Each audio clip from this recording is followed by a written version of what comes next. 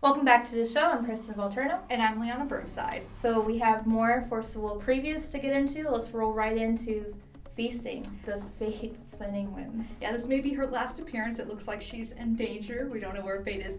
But she, the same Feasting she's always been, in and out, really hard to pin down.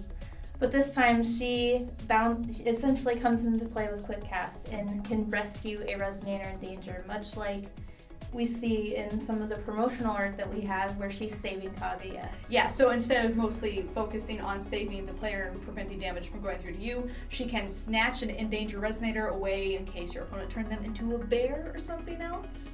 So yeah. And if you don't want to save a Resonator, you can also power another Resonator with her inheritance ability and fetch the next card, Feasting's Monocle, and put it into play for free. Yes, and I love this. It's basically just turn something into a will slave, so you can use them to get whatever color will you need. It might be a little tricky, but there's some brewing going around where you can use Magic Conductor's Baton to do an infinite will combo. Yeah, it's super janky. It requires like 6 cards, but it's there, and I'm interested to see if people actually take advantage of it.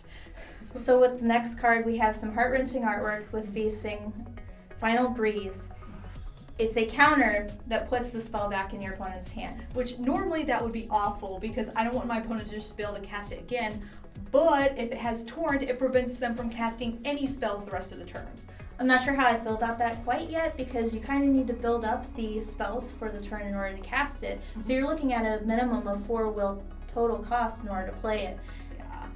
Is true, but who knows? It's probably like more of a late game card if you're using Feasting's deck, where you just fill the field with elves and then make sure your opponent can't do anything to board wipe.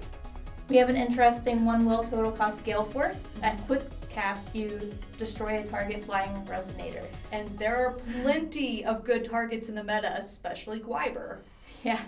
Gwyber is essentially getting shut down. Yeah, which is nice because he's been controlling things for a while. Although I don't know if this is still worth going in the main deck because who knows what your opponent is playing. This is more of a sideboard card.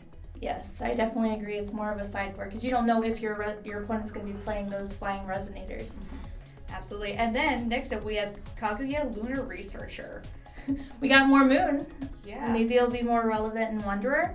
Yeah, I'm thinking New Frontiers, once the Alice cluster rotates out, we won't have enough Moon. But it's slowly building up. Maybe something good will come out. However, she does have flying, and she is able to recover when you bestow, which is really nice. Yes, definitely. So the basic idea is you fly over your opponent's blockers, ping them, bestow something to her, recover, ping again, and do that as much as you can.